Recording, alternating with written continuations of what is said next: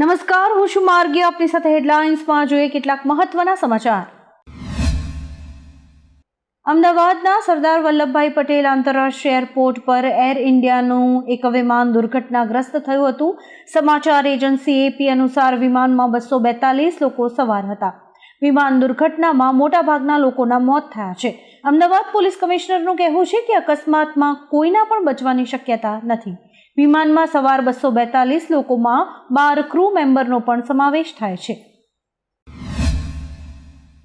અમદાવાદ વિમાન દુર્ઘટનામાં એક વ્યક્તિ ચમત્કારિક રીતે બચી ગયો છે. અમદાવાદ પોલીસ કમિશનરે પુષ્ટિ આપી છે કે રમેશ કુમાર વિશ્વાસ નામનો મુસાફર આ અકસ્માતમાં બચી ગયો છે.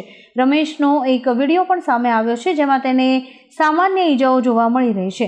મુસાફરે કહ્યું કે દુર્ઘટના પછી તરત જ તે વિમાનમાંથી બહાર નીકળી ગયો અને દોડવા લાગ્યો, જેનાથી તેનો જીવ બચી ગયો. રમેશ હજુ પણ હોસ્પિટલમાં સારવાર હેઠળ છે.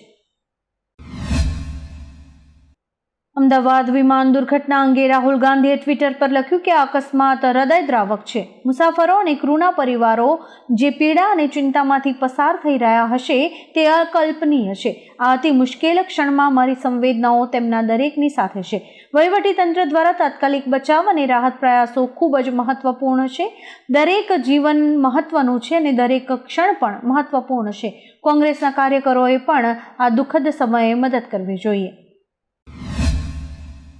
અમદાવાદ પ્લેન દુર્ઘટનામાં 200થી વધુ લોકોના મોત થયા છે. સીએમએ સિવિલ હોસ્પિટલમાં ઈજાગ્રસ્તોના ખબર પૂછ્યા હતા.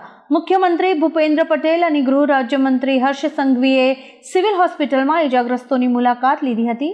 પ્લેનમાં જે મુસાફરો સવાર હતા તેમના સગાવાલા પણ ઘટના સ્થળે પહોંચી ગયા હતા અને પોલીસ તેમને સિવિલ હોસ્પિટલ મોકલી રહી છે.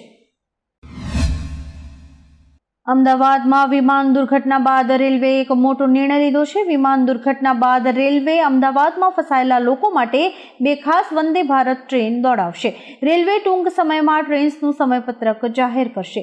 વાસ્તવમાં અકસ્માત બાદ અમદાવાદનું એરપોર્ટ સાંજે 5 વાગ્યા સુધી બંધ કરી દેવાયું હતું, તેથી ત્યાંથી કોઈ પણ ફ્લાઇટ ઉડાન ભરશે નહીં. એર ઇન્ડિયાનું જે વિમાન ક્રેશ થયું તેમાં 2 પાયલટ સહિત 10 ક્રૂ મેમ્બર્સ હતા. પાયલટ સુમિત સુબ્બરવાલે છેલ્લી ઘડીએ મે ડે કોલ કર્યો હતો. આ એક આંતરરાષ્ટ્રીય ઇમરજન્સી કોલ છે જે પાયલટ મુશ્કેલીમાં હોય અને તાત્કાલિક સહાયની જરૂર હોય ત્યારે મોકલે છે.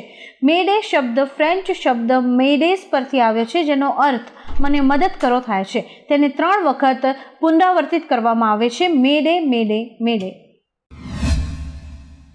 અમદાવાદમાં પ્લેન ક્રેશ થયા બાદ બચાવ કામગીરી ચાલુ હતી. પરિસ્થિતિ એટલી ખરાબ હતી કે મૃતદેહોને લઈ જવા માટે સ્ટ્રેચર પણ ખૂટી પડ્યા હતા. ત્યારબાદ ઘાયલો અથવા મૃતદેહોને લઈ જવા માટે લારીઓનો ઉપયોગ કરવો પડ્યો છે અને અત્યંત કરુણ દ્રશ્યો સામે આવ્યા છે. અમદાવાદમાં ક્રેશ થયેલા એર ઇન્ડિયાના વિમાનમાં કુલ 242 લોકો હાજર હતા, જેમાં 12 ફ્લાઇટ ક્રૂ મેમ્બર્સ અને 2 બાળકો સહિત 230 મુસાફરોનો સમાવેશ થાય છે. લંડન જઈ રહેલા વિમાનમાં બ્રિટનના 53 નાગરિકો, પોર્ટુગલના 7 અને કેનેડાના 1 નાગરિકનો સમાવેશ થાય છે, જ્યારે કે 169 ભારતીય નાગરિકો હતા. અકસ્માત બાદ એર ઇન્ડિયાએ વધુ માહિતી માટે હેલ્પલાઇન નંબર 18005691 જાહેર કર્યો છે.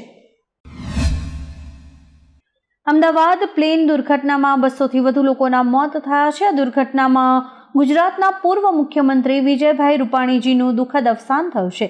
શંકરસિંહ વાઘેલાએ વિજય રૂપાણીને શ્રદ્ધાંજલિ આપી હતી. તેમણે લખ્યું હતું કે આ ભયંકર દુર્ઘટનામાં ગુજરાતના પૂર્વ મુખ્યમંત્રી શ્રી વિજયભાઈ રૂપાણીના દુઃખદ અવસાનની ખબર સમગ્ર રાજ્ય માટે અત્યંત આઘાતજનક છે.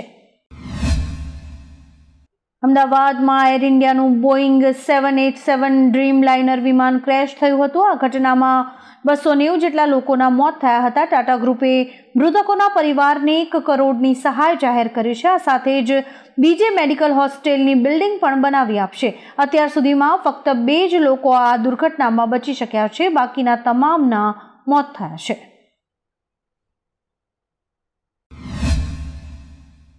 અમેરિકી જનરલ માઇક કુરિલાએ આતંકવાદ વિરોધી અભિયાનોમાં પાકિસ્તાનને શાનદાર ભાગીદાર ગણાવ્યું છે. આ સાથે તેમણે પાકિસ્તાની સેના પ્રમુખ જનરલ આસિમ મુનીરના પણ વખાણ કર્યા છે. કુરિલાએ આ પ્રશંસા 2021માં કાબુલ હવાઈ મથક પર થયેલા આત્મઘાતી હુમલાના માસ્ટર માઇન્ડને અમેરિકાને સોંપવા બદલ કરી હતી. કુરિલાએ ભારત પાકિસ્તાન અંગે કહ્યું કે આપણે બંને દેશો સાથે સંબંધો જાળવી રાખવા જોઈએ. મહારાષ્ટ્રના સીએમ દેવેન્દ્ર ફડણવીસે ગુરુવારે મનસેના પ્રમુખ રાજ ઠાકરે સાથે મુલાકાત કરી હતી. આ બેઠક મુંબઈની તાજ લેન્ડસેન્ડ હોટેલમાં લગભગ 1.5 કલાક ચાલી હતી. આ કાર્યક્રમ જો કે મુખ્યમંત્રીના શેડ્યુલમાં નહોતો. અચાનક થયેલી આ બેઠક બાદ રાજકીય વર્તુળોમાં એવી ચર્ચા છે કે છેલ્લા કેટલાક સમયથી શિવસેના અને મનસે વચ્ચે ગઠબંધનની જે સંભાવનાઓ હતી તેના પર હાલ પૂરતો વિરામ લાગી શકે છે. ગુજરાત, રાજસ્થાન અને દિલ્હીમાં ગુરુવારે સવારે લગભગ 24 સ્થળો પર ઈડીની ટીમે દરોડા પાડ્યા છે. તપાસ એજન્સીના સૂત્રો અનુસાર આ લગભગ 2700 કરોડ રૂપિયાના મની લોન્ડરિંગનો મામલો છે. અમદાવાદ, દિલ્હી અને રાજસ્થાનના સિકર, જયપુર, જોધપુર, ઝુંઝુનુમાં કાર્યવાહી ચાલી રહી છે. પ્રાપ્ત માહિતી મુજબ આ દરોડા નેક્સા એવરગ્રીન નામના પ્રોજેક્ટમાં આચરવામાં આવેલી છેતરપિંડીને લઈને કરાયા છે. કેદારનાથ બાબાના દર્શને જતા ગુજરાતીઓની બસ પલટી હોવાના એક સમાચાર મળ્યા છે, જેમાં ઉત્તરકાશીથી એક બસ યાત્રિકોને લઈને કેદારનાથ જઈ રહી હતી. તે સમયે તેમાં 33 યાત્રિકો સવાર હતા. ડ્રાઈવરે સ્ટીયરિંગ પરથી કાબુ ગુમાવતા આ ઘટના બની હોવાની માહિતી છે. બસની સ્પીડ પણ વધુ હતી. દુર્ઘટનામાં 18 ગુજરાતીઓ ઘાયલ થયા છે. તેમને સારવાર માટે ખસેડાયા છે. યાત્રાળુઓ હરિદ્વારથી બસ બુક કરીને કેદારનાથ જઈ રહ્યા હતા. કર્ણાટકમાં જાતિગત વસ્તી ગણતરી પર ભારે વિવાદ ચાલી રહ્યો છે. મુખ્યમંત્રી સિદ્ધારમૈયાનું કહેવું છે કે રાજ્યમાં નવી જાતિગત વસ્તી ગણતરીનો નિર્ણય રાજ્ય સરકારનો નહીં, પરંતુ કોંગ્રેસ હાઈકમાન્ડનો છે. 2015ના કાંતારાજ કમિશનના અહેવાલના લીક થયા બાદ પછાત વર્ગ, લઘુમતી અને દલિત સમુદાયોની સંખ્યામાં ભારે વધારો જોવા મળ્યો છે, જેનાથી કોંગ્રેસનું પરંપરાગત વોટ બેંક અસહજ થયો છે.